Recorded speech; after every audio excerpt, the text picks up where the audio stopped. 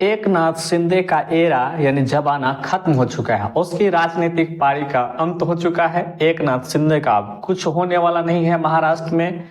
BJP एक ऐसा party है, पहले साथ लाती है, फिर छोड़ देती है, फिर पार्टी को तोड़ देती है और वो पार्टी बिखर जाता है।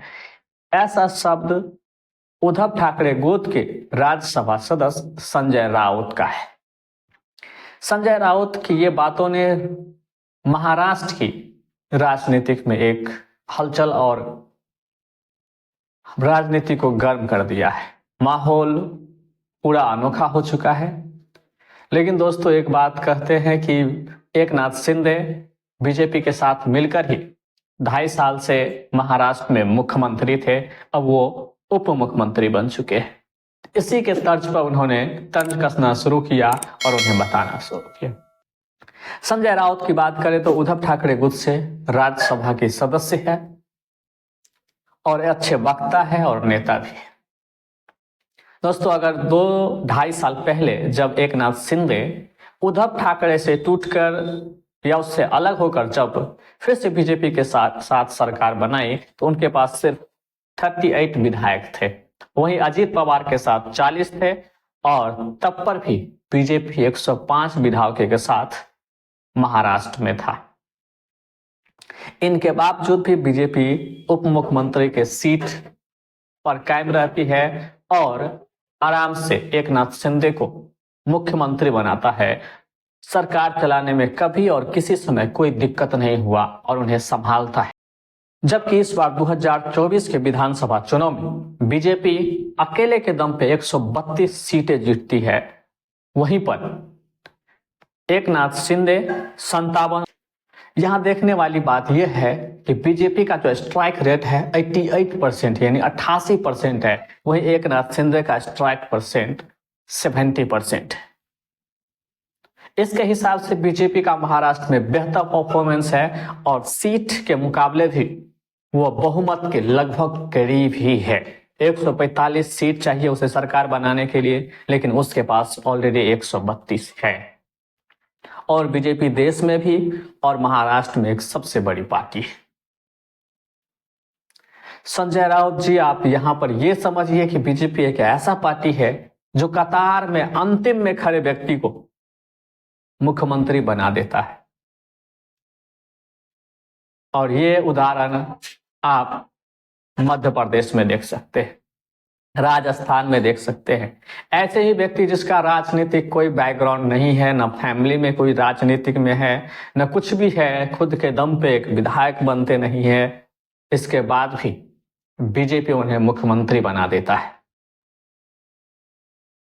आप उत्तर प्रदेश के मुख्यमंत्री योगी आदित्यनाथ को देख सकते हैं।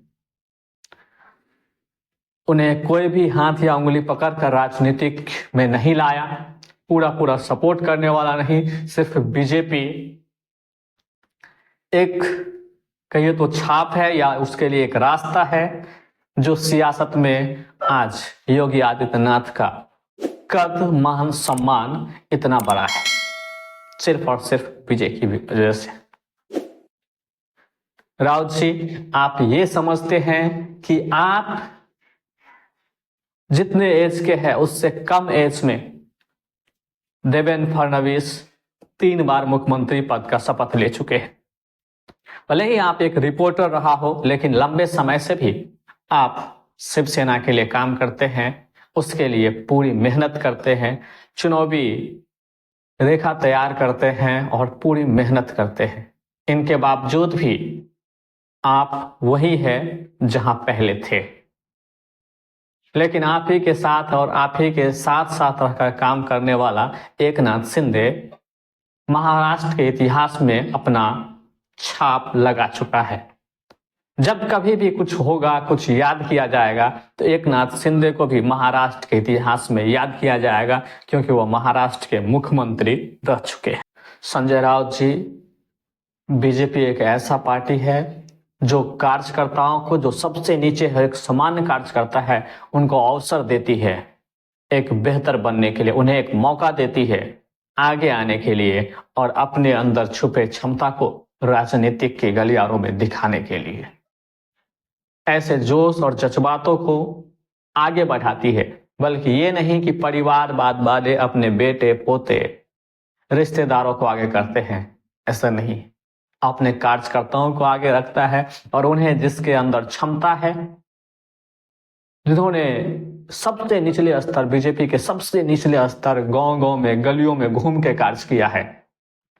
आप शिवराज सिंह चौहान को देखिए कि उन्होंने अपनी शुरुआत बचपन में ही करी हो, लेकिन गांव, मोहल्ले, टोले, कस्बों में घूम-घूम के लोगों से मिला है, बात किया है और सबसे नीचे स्तर पर बीजेपी के लिए काम किया है। उन्होंने मध्य प्रदेश में कई बार मुख्यमंत्री पद का शपथ ले चुके हैं और आज उसी पार्टी बीजेपी से केंद्र सरकार में भी मंत्री है। आप शिंदे शिंदे नाम लेते रहिए, अंतरात्मा को शांति दीजिए। आपकी राजनीतिक में जो समीकरण है, ग्राफ है, उतना ही है।